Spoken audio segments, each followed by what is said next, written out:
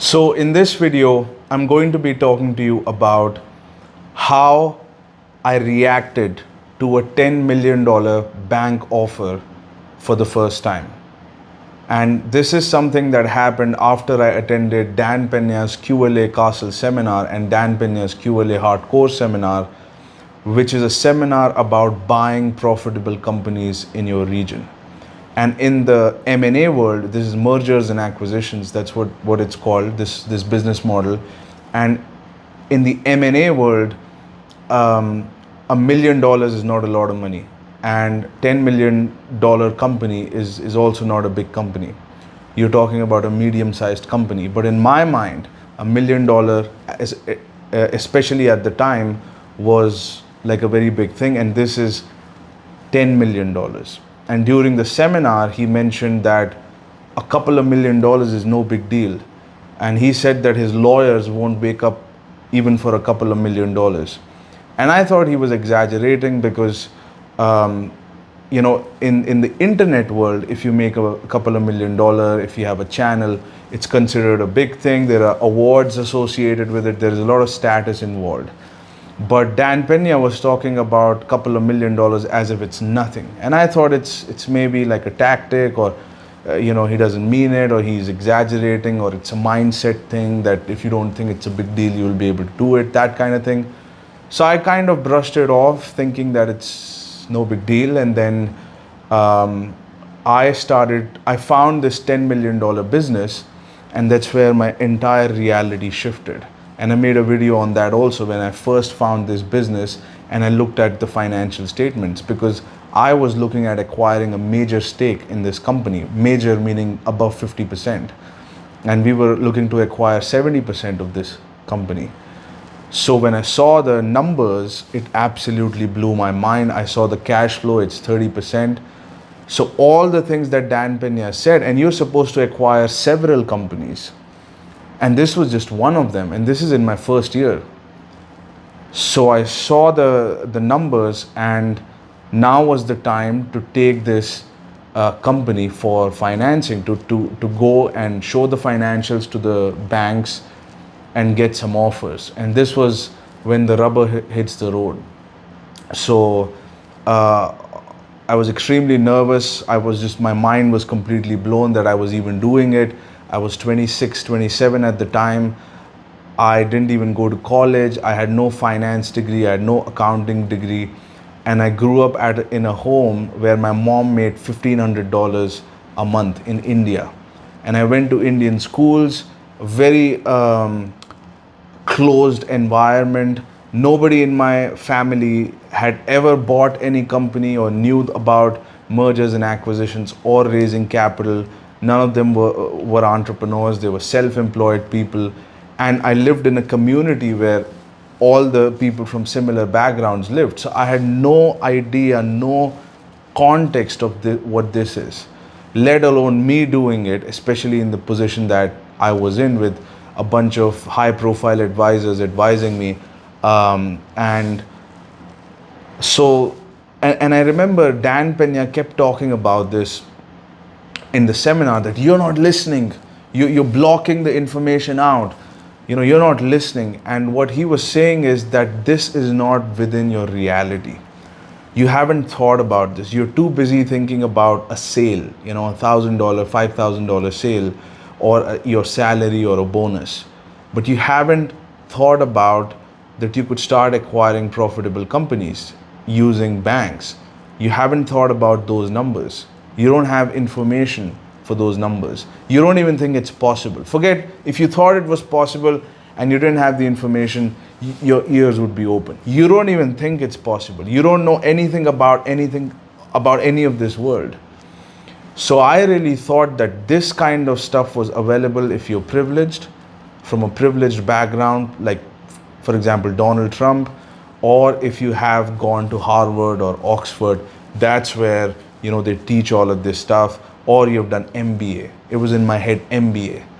As I was growing up, if you have to get into business, MBA or your family have to be in business, and you have to have political connections. That's what my beliefs were. So what I was doing was already so outside my comfort zone that I myself didn't believe it. I thought it's kind of like a dream. So, and I still don't believe it. I still don't believe you're listening to me, by the way. Anyway, so I went and I started presenting to banks, and my first presentation was with one of the largest banks in the region. And I introduced the project. This is what we're doing. We are buying companies. This is our plan. This is who's on the team. And they say, okay, Prithvi, do you have any business that you're looking to buy right now? Are you looking at any investment opportunities? I said yes.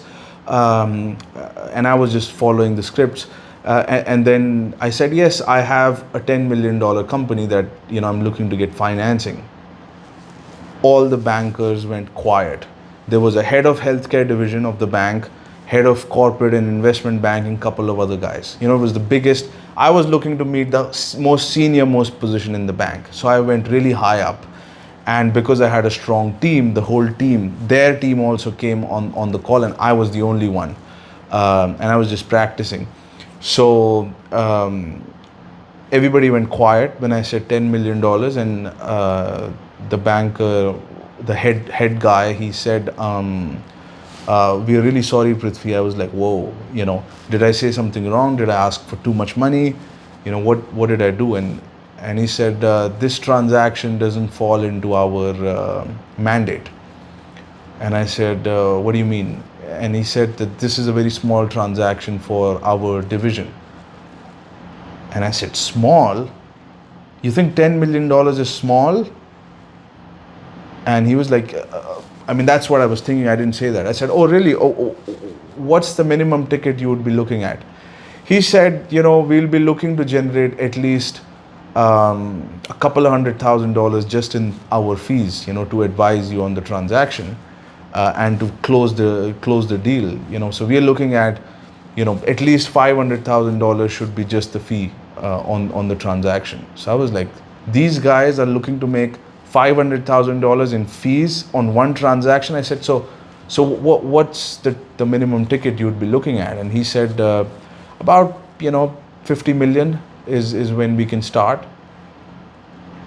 And the way he said it was that this is an everyday thing for him, that he looks at these deals like it's nothing, like it's $50 million is nothing. And then call got closed. I went, Googled his name, and I saw that he advised on a $680 million. He financed a $680 million deal.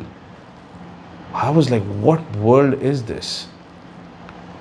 Are these the people who are buying these companies with all the Ferraris and Bugattis in the city? What else is possible? Like, I just couldn't process it. But how the whole model works is you got to go conversation to conversation to conversation to conversation. If you sit and start thinking, you'll go crazy, because this whole thing was outside my comfort zone. So I said, you know what? I'm not going to think. I'm just going to go conversation after conversation after conversation. So I would set up many calls back to back, and then maybe in the night the firecrackers would happen.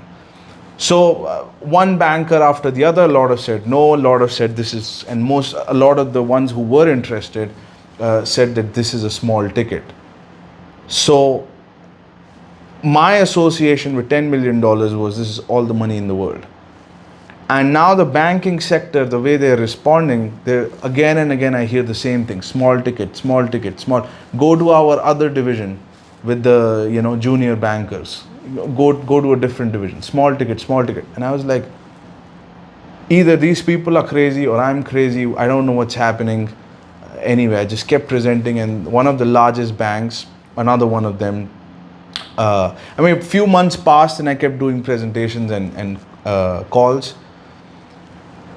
And I kind of was just exhausted, didn't believe it in the first place. I was just taking action because, I learned this thing. I just wanted to get the value for money.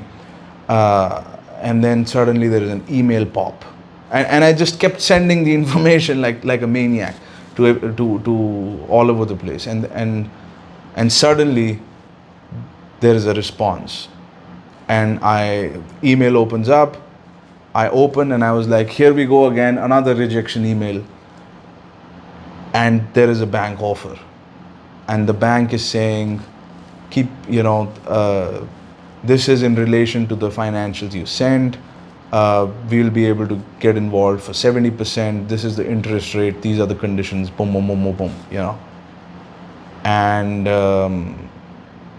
I was like, I don't know what this means. I don't know what this means. So I called my business partner, who had also, at the time, we were collaborating on this deal, and he had also gone to the seminar.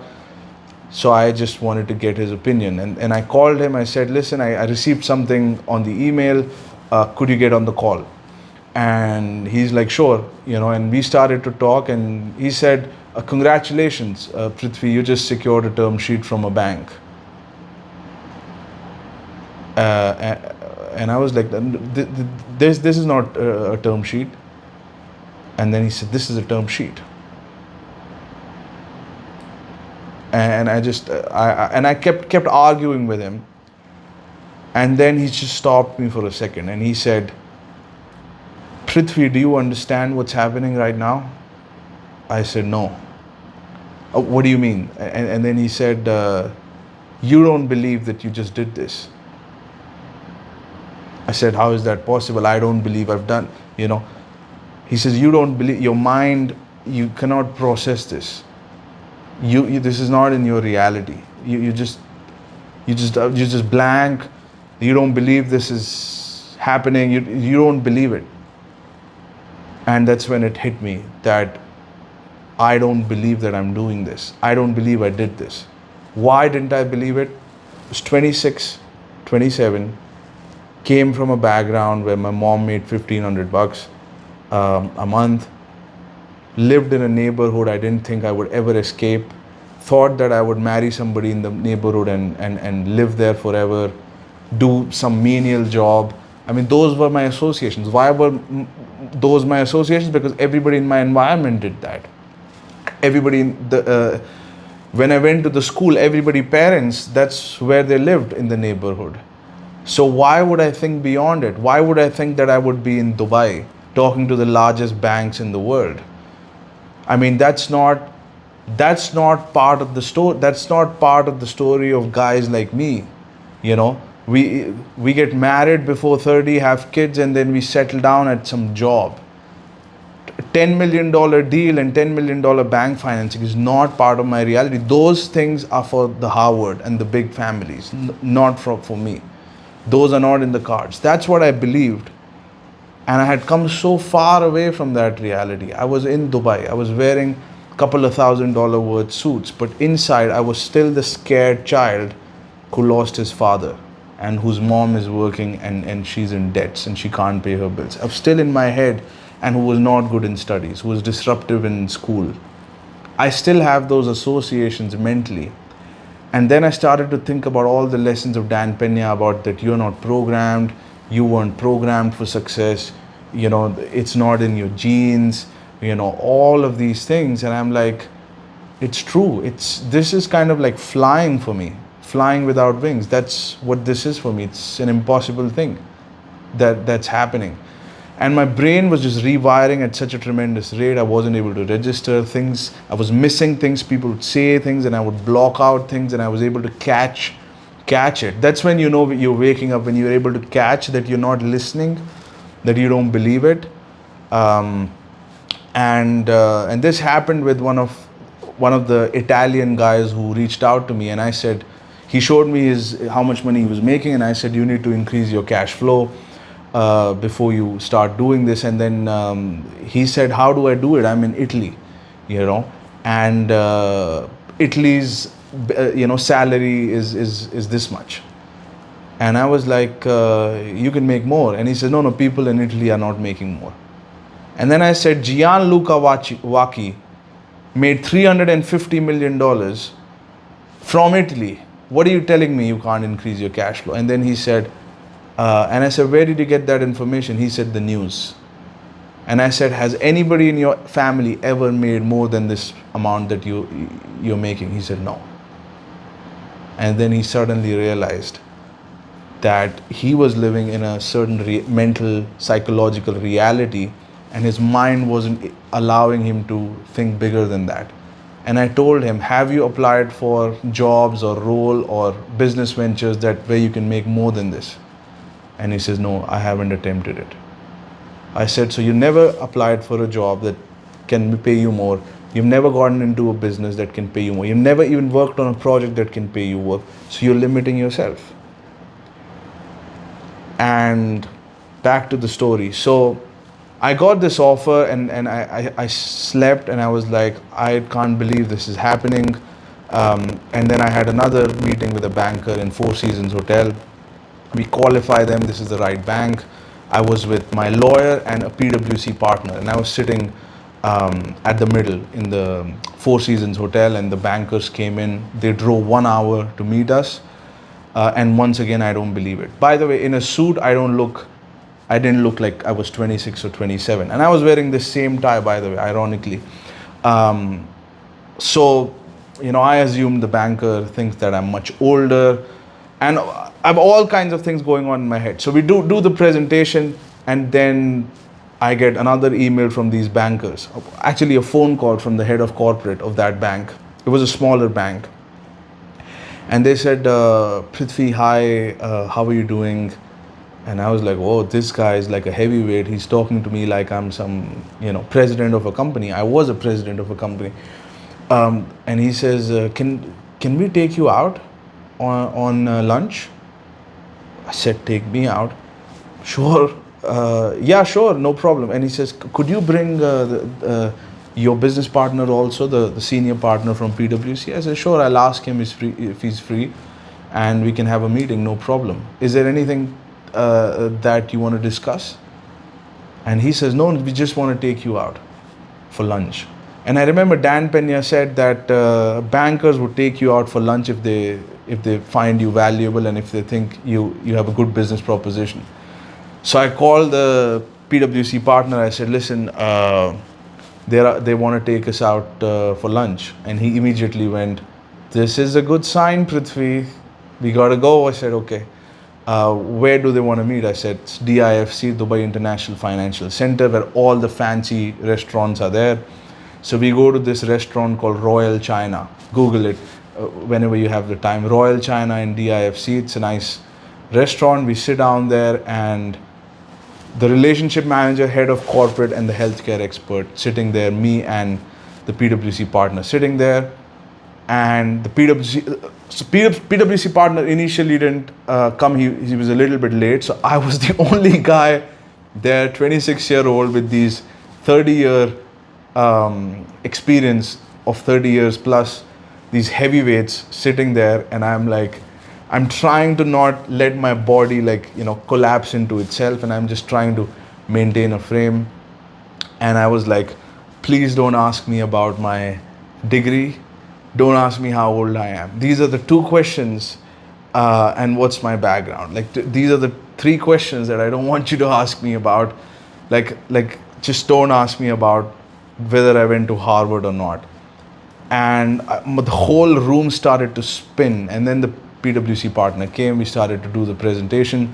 And then the PwC partner said, our founder, he's just absolutely brilliant. He's genius. He brought these people together. And I'm like, I didn't score well in school. I'm not a genius. That was my definition. If you score well in school, you're going to do well in life. And I started to just melt on the seat, and I wanted to puke. And he's like, we believe in our founder. This is a great deal, etc., etc. And he just kept hammering. And then, the whole room was shaking. And that's the moment I started to understand that how I was conditioned. The bankers were not interested in my age, because I had people with a lot of experience, track record, credibility, expertise. They were not interested in my qualifications. Nobody cared about degrees in the business world, and I started to realize that I was programmed to believe that. And like TV shows like Suits, for example, there is a scene where Harvey Specter, one guy enters his office, and he says, I would like to work for you, and I have great talent at XYZ. And he said, oh no, we just hire from Harvard. So I saw that TV show when I was in my 11th or 12th grade, and from there the belief got programmed that if you don't go to Harvard or Oxford, you're not going to have a great career, and you're not going to make a lot of money, and you're going to have a menial job, most likely in the country you were born in, and that was it. So the whole corporate world felt guarded to me, felt inaccessible.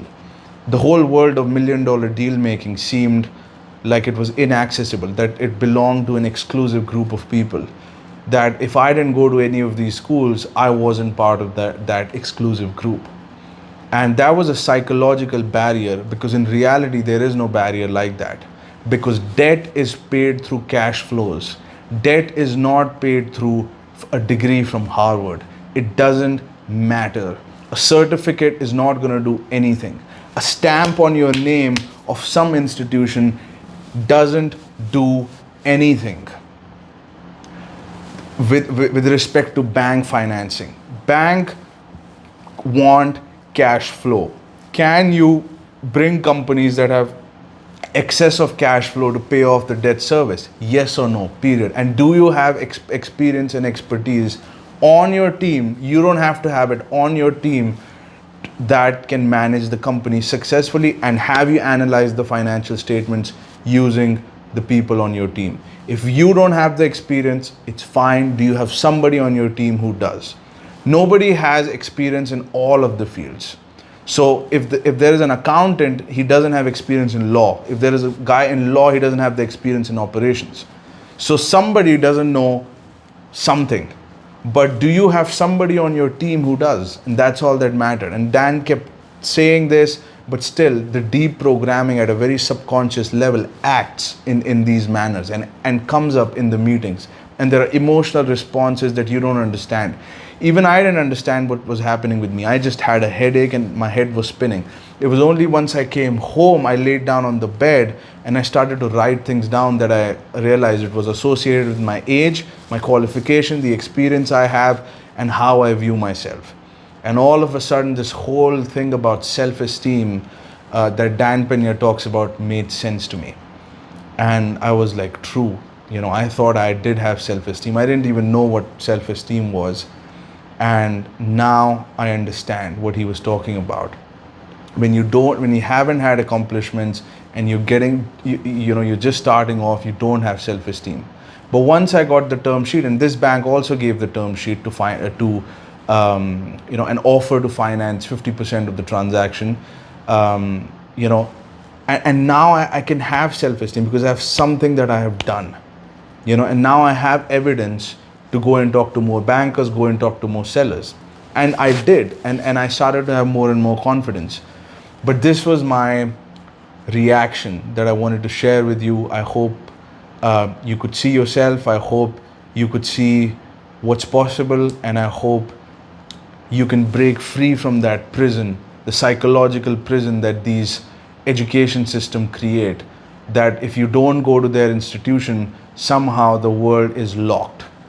And opportunities are inaccessible because you don't have the Harvard or Stanford stamp. And I have fired people who went to Harvard Law School, by the way. Meaning I got them on my dream team, and then I found out that they don't have enough experience, they just have the Harvard title. Next. I value experience. And then I went with a guy who had 30 years of experience in M&A law, and he advised on a $13 billion bank merger. That's the guy I went with. And this guy went to Harvard but had maybe 5 or 10 years of experience. It wasn't in M&A, so I fired him. So the whole thing about degrees and qualifications and age, the main thing is, can you do the job? Can you finance the debt? And can you make things happen? That's the point. Can you create goods and services? Can you create value in the marketplace? That's what you'll be judged by. The role of degrees end at a certain point. I hope you enjoyed the video. If you like the video, if you like my content, hit the subscribe button. It'll help the algorithm to reach to more and more people. Share it with your friends and family, and I'll talk to you soon.